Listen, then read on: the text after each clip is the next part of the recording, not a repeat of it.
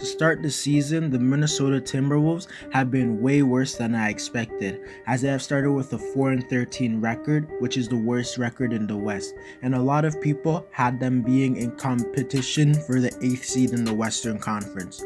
So all of that has led me to make this video, and in today's video, I will be discussing how the Timberwolves have been playing to start the year and what I expect from them for the rest of the year. But before we get into the video, I ask you to drop a like on this video to help my channel grow. Subscribe to my channel if you want weekly NBA content and if you want to help me reach my goal of 1,000 subscribers, and comment on this video to start a conversation with me because I respond to all of my comments. And play that intro.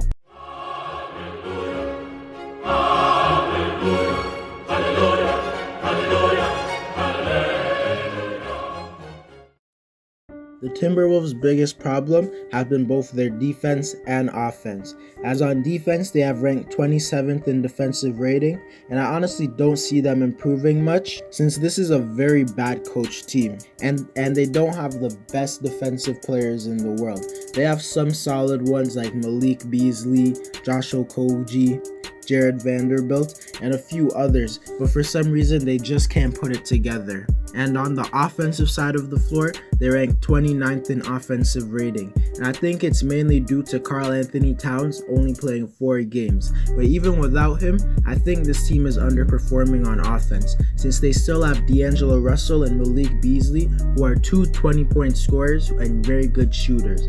But overall, the biggest reason for the Wolves being bad is the absence of Karl Towns, who is their clear best player, as he is a top 3 center in the league and is one of the best pure offensive players in the NBA, as he is one of the better shooters, rebounders, and players in the league.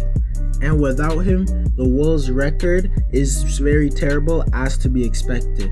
But nonetheless, this is looking like another season where the Wolves will be suck, and it will be another wasted year of Karl Towns' career. And if the Wolves suck again next season, I can honestly see Karl requesting a trade. This team's second best player in Russel has been pretty good, averaging 20 points and 5 assists, shooting 43% from the field and 40% from 3. And although D'Lo is a top 15 point guard, I feel like he's hit his ceiling, which is just a top 10 to 15 point guard who is a good passer and shooter, but struggles to create his own shots against tall defenders, and just isn't in the tier of guys like Ja, Trae Young, and De'Aaron Fox. But besides all of that, D'Lo is still a pretty good point guard to have on your team. Malik Beasley has been underratedly one of the better candidates for the Most Improved Player award, and I feel he is one of the most underrated players in the league. As to start this season, he has averaged 20 points and 5 rebounds, shooting 44% from the field and 38% from 3. So he basically is an efficient 20 points per game scorer and is a very good shooter, as he's shooting 38% from 3 on 7 attempts. And Malik also has good ball handling skills and is capable of getting to the rim and creating his own shot at a decent level.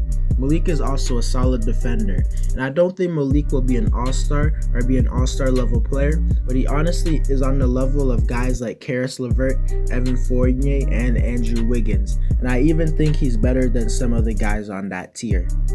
The Timberwolves rookie in Anthony Edwards has been pretty bad to start the year, as he's averaged 13 points per game, but is shooting a disgusting 35% from the field and 30% from 3.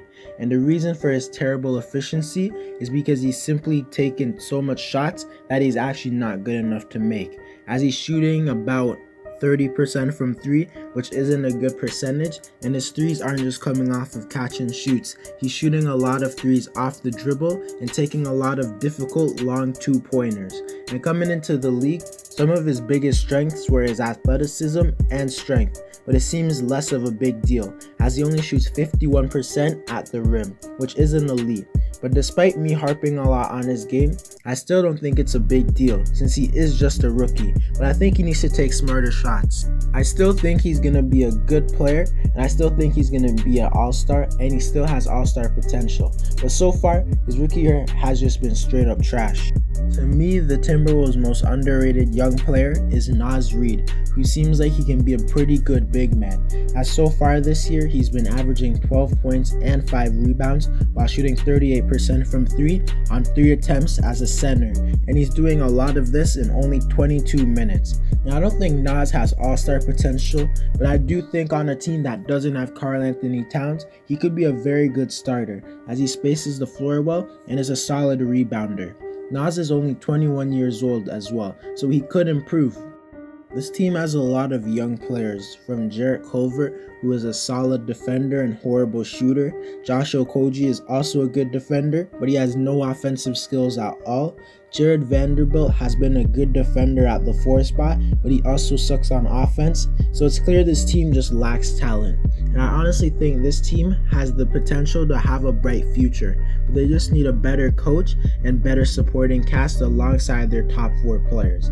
But to be honest, for the rest of the year, I expect the Wolves to finish with a top 3 worst record in the league without Karl Towns. But if Cat returns earlier than expected, they could be a top 5 worst team. So yeah, I think the Timberwolves will suck this year. Anyways guys, that's it for the video. Let me know how good you think the Timberwolves will be this season. Drop a like on this video to help my channel grow. Subscribe to my channel if you want weekly NBA content and to help me reach my goal of 1,000 subscribers. And comment on this video to start a conversation with me, because I respond to all of my comments. And I'm out.